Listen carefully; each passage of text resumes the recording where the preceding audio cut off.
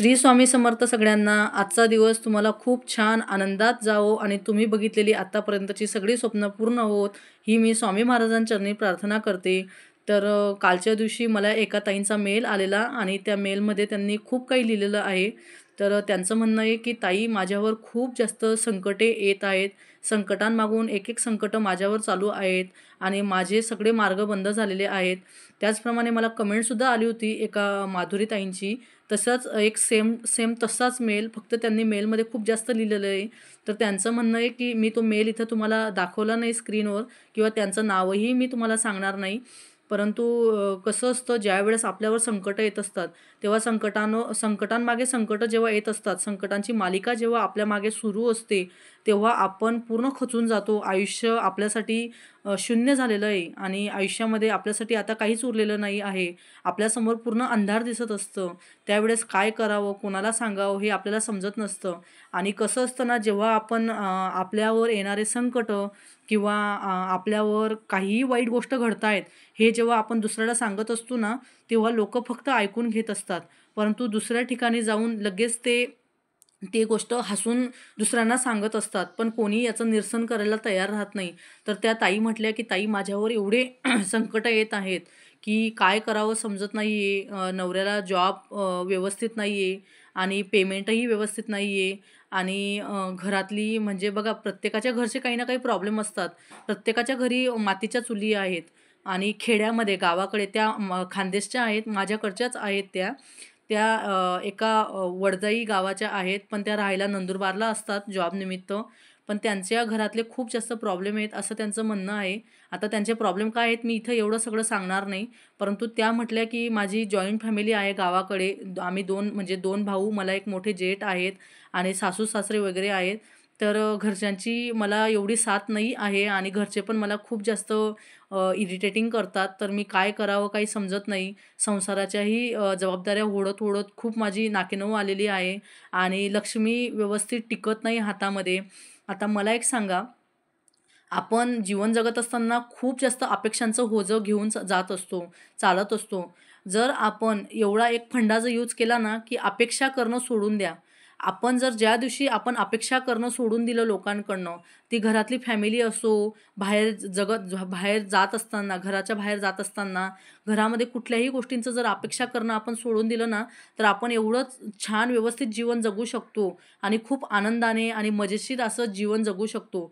पहिली गोष्ट म्हणजे मी स्वतः हा फंडा यूज केला आहे. मी माझी स्वतःची गोष्ट सांगते आहे. याच्या अगोदर मी पण यातलीच होती, तुमच्यासारखीच होती. स्वतःला खूप त्रास करून घेत असतो. एखादी व्यक्ती जेव्हा आपल्याला दिवसभरात बोलून जाते, मग ती घरातली कोणीही असो. आता फॉर एक्झाम्पल मी सांगते, हे वैयक्तिक कोणी घेऊ नका. फक्त माझा एक सांगण्याचा उद्देश आहे, आपली कोणी जेठानी म्हणजे आपली जाऊ, आपली दिराणी, आपले जेठ, दीर, सासू-सासरे, आपले मिस्टर कोणीही आपल्याला जर बोलून गेलं, तर आपण दिवसभर ते टेन्शन करत बसतो. कारण का आपल्या अपेक्षा असतात त्या लोकांकडनं, की "अरे, मी एवढं छान केलं, मी एवढं चांगलं केलं, मी अशी वागली, मी तशी वागली, तरीही लोकं मला असे बोलतात." पहिली गोष्ट म्हणजे तुम्ही अपेक्षा करणं सोडून द्या. ज्या दिवशी आपण अपेक्षा करणं सोडून दिलं, त्या दिवशी आपण एक सुखकर जीवन जगू शकू. कारण की आयुष्य जर शून्य झालं आपलं, तर आपण हार मानायचं नाही. कारण त्या शून्यासमोर किती आकडे लिहायची ही ताकद आपल्यात असली पाहिजे. आपण कशी अपेक्षा करत असतो, आपण समोरच्याचा एखाद्याचा व्हिडिओ बघितला, समोरच्याची एखादी लाईफस्टाईल बघितली, त्यावेळेस आपल्याला असं वाटतं, की ही किती मजेत आहे, हिच्याकडे किती पैसा आहे, ह्या व्यक्तीकडे किती पैसा आहे, हिच्या नवऱ्याला चांगल्या प्रकारे जॉब आहे, माझ्याकडे का नाही आहे? पण असू द्या ना, तुमचं कर्म आणि त्या व्यक्तीचं कर्म, त्या लेडीजचं कर्म सेम नसतं. आणि आपण स्त्रिया दिवसभरामध्ये खूप जास्त विचार करत असतो. खूप अपेक्षांचं ओझं आपल्या डोक्यावर असतं. याने मला कमेंट्स केली नाही, याने मला लाईक केलं नाही, त्याने मला सबस्क्राईब केलं नाही आणि सगळ्यात महत्त्वाची गोष्ट, मला कुठल्याही स्त्रीला दुखवण्याचा माझा उद्देश नाही आहे. परंतु आपल्या लाईफमध्ये बघा, रामायण पण एका स्त्रीमुळेच घडलेलं आहे आणि महाभारतसुद्धा एका स्त्रीमुळेच घडलेलं आहे. स्त्रीमुळेच मी पण एक स्त्री आहे आणि मी सुद्धा ह्या गोष्टीचं ॲनालिसिस करून बसली, की एका स्त्रीमुळे सगळ्या गोष्टींचं वाईट होत असतं. स्त्री ही तेवढी चांगलीही आहे आणि स्त्री ही तेवढी वाईटही आहे. म्हणून कोणाच्या संसारामध्ये वाईटपणा घेऊ नका. माझं प्रत्येक स्त्रियांना सांगणं आहे, जर तुम्ही कोणाच्या संसारामध्ये जर वाईटपणा घेत असतील, कोणाला जर तुम्ही टोचून बोलत असतील आणि कोणाला जर तुम्ही जर तुमचा काहीतरी काटा काढायचा आहे, मग ती जेठानी असो, सासू असो, दिराणी असो, कोणीही असो, तर समोरच्याला हर्ट होईल. बघा आपण बोलून आपण एक इझी बोलून निघून जातो. समोरच्याचं मन एवढं आपण हर्ट करून निघून जातो. आपल्याला त्यावेळेस काही वाटत नाही. आपल्याला खूप आनंद वाटत असतं, की मी हिला बोलून दिलं, मी हिचा काटा काढला. परंतु समोरच्या व्यक्तीवर ती गोष्ट काय हर्ट करून जाईल, समोरची व्यक्ती ते कोणत्या गोष्टीप्रमाणे विचार करेल, हे तुम्ही विचारही करू शकत नाही. आणि एक गोष्ट लक्षात ठेवा, कर्म हे आता खालीच आहे. कर्म आता वरती म्हणजे देव आता वरती कुठल्याही गोष्टींचा वरती आता त्याचं नाही आहे. कारण की आपण ज्या कर्माने दुसऱ्याला छळत असतो, त्याच कर्माने आपला स्वतःचा सुद्धा सर्वनाश होत असतो. मग ती कितीही ताकद आपल्या पैशामध्ये असू द्या किंवा तुम्ही म्हणजे काहीही बोलून जा. कारण नियती ही बदला घेतेच आणि नियती आता खूप लवकर बदला घेते. कारण पहिले म्हणायचे लोकं, की आता वरती वरती जाऊन तुला सगळं बघायला मिळेल. पण आता नियती ही खालीच सगळ्या गोष्टी आपले कर्म हे खालीच पूर्ण करायला लागते. अ, आपले कर्म पूर्ण करावे लागतात खाली राहून. त्याच्यामुळे अपेक्षांचं ओझं जर आपण बंद केलं ना, अपेक्षा करणं, की याने मला चांगलं बोलला नाही, याने मला असं वागलं नाही, याने मला हे दिलं नाही, ते दिलं नाही. त्यावेळेस आपलं जीवन एवढं छान होत राहील ना. आणि एक गोष्ट ही लक्षात ठेवा, की आपलं चांगलंच होणार आहे, हे सुद्धा मनात धरून चला. बाकीचं परमेश्वर बघून घेईल. हा विश्वास जर मनात असला ना, की येणारा प्रत्येक क्षण हा आपण आत्मविश्वासाचा आणि सकारात्मकतेचा जगत असतो. त्याचप्रमाणे माझं चांगलंच होणार आहे, हा सुद्धा विचार सतत तुम्ही मनामध्ये ठेवला पाहिजे. तुमच्यावर कितीही संकटांची मालिका येत राहिली, तुमच्यावर कितीही एकामागोमाग एक संकटं येत असतात, लक्ष्मी तुमच्याजवळ टिकत नाही, तुम्हाला घरातलं व्यवस्थित जबाबदाऱ्या पूर्ण होत नाही, त्यावेळेस फक्त एकच विश्वास मनामध्ये ठेवायचा, की माझं चांगलंच होणार आहे. आणि जर हा विश्वास जर आपल्यामध्ये वाढत असतो ना, त्यावेळेस येणारा प्रत्येक क्षण हा आपण आनंदी जगत असतो. आणि हे बघा, जर आपल्या पाठीशी एवढी मोठी शक्ती आहे, एवढे मोठे गुरु स्वामी महाराज जर तुम्ही स्वामी समर्थ सेवेकरी असाल किंवा तुम्ही कुठल्याही देवाचे सेवेकरी असाल, मी असं म्हणत नाही, की तुम्ही स्वामींचेच सेवेकरी असले पाहिजे. कुठलेही बघा, सगळं सबका मालिक एक आहे. सगळे देव हे एकच आहेत. मग ते कृष्ण भगवान असो, राम असो, हनुमान असो, कोणी मानभूपंथी असो, कोणी दत्ताचे भक्त असो, कोणीही कुठल्याही देवाचे सेवेकरी असतात. समर्थ रामदासांचे भक्त असो, कुठल्याही देवाचे सेवेकरी, सबका मालिक एक आहे.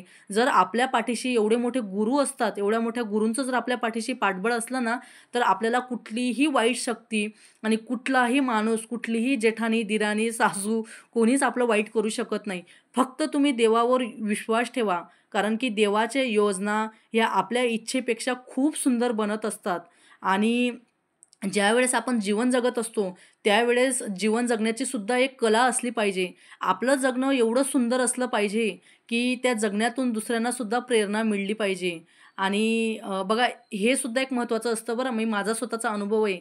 ज्या गोष्टी आपल्याला सर्वात जास्त त्रासदायक असतात ना, त्याच आपल्या जीवनाचे सर्वात मोठे आपल्याला आपल्या जीवनामध्ये सर्वात मोठे धडे शिकवून गेलेले असतात. मला एक सांगा, आपल्या बाजूने जेव्हा आपले गुरु, आपल्या गुरूंचं पाठबळ जर एवढं सुंदर पाठबळ आपल्या पाठीशी आहे, तर कशाला म्हणजे खचून जायची गोष्ट असते हो. तुम्ही फक्त गुरूंसमोर उभे राहा आणि गुरूंसमोर उभे राहून फक्त गुरूंना एक प्रार्थना करा. जेव्हा देव कोपतो ना, तेव्हा आपले गुरु आपल्याला साथ देत असतात. तेव्हा आपले गुरु आपल्या पाठीशी असतात. आपलं पाठबळ असतं. आणि आपल्या गुरूंसमोर जेव्हा आपण उभं राहिलो आणि जेव्हा आपण आरती करत असतो, जेव्हा गुरूंची प्रार्थना म्हणत असतो, सद्गुरुनाथा हात जोडितो, अंत नको पाहू, उकलुनी मनीचे हितगुज सारे, वदकवना पाहू. ही प्रार्थना तुम्ही रोज रात्री म्हणून बघा, रोज संध्याकाळी म्हणून बघा ही प्रार्थना. ही प्रार्थना म्हटल्यानंतर तुम्ही वाटलंच YouTubeला लावून बघा. ही प्रार्थना जेव्हा आपण म्हणत असतो ना महाराजांच्या डोळ्यामध्ये डोळे घालून, तेव्हा आपल्याला एवढी मोठी एनर्जी येते, आपोआप आपल्या डोळ्यातनं पाणी गळतं. रोज संध्याकाळी माझ्याविषयी सुद्धा हे असं होत असतं. रोज संध्याकाळी जेव्हा आपण सद्गुरुनाथा हात जोडितो, अंत नको पाहू, उकलुनी मनीचे हितगुज सारे, वद कवना दाऊ. त्यावेळेस आपल्याला कळत असतं, की महाराज खरंच आपली आपली प्रार्थना ऐकत आहेत. आपली हाक महाराज ऐकत आहेत आणि आपल्या संकटांची मालिका जी महाराज देऊन पाठवत आहेत, तर महाराजांच्या दाराजवळ ही संकटाची मालिका एकदा संपून जाऊ दे, असं महाराजांचं म्हणणं असतं.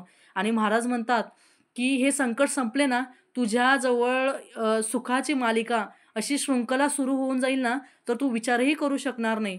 म्हणून जे होतं आणि जे झालंय जे होणार आहे ते चांगल्यासाठीच होतंय आणि त्या चांगल्यासाठीच घडणार आहे असं म्हणा आणि पुढे चला. ज्यावेळेस आयुष्य शून्य झालंय, जेव्हा आपल्याला आयुष्यात आपण शून्य झालोय असं जेव्हा आपल्याला वाटत असतं ना, त्यावेळेस हार मानून घेऊ नका. कारण त्या शून्यासमोर किती आकडे लिहायचे ही ताकद आपल्यात असली पाहिजे. ही एक गोष्ट तुम्ही नेहमी लक्षात ठेवा.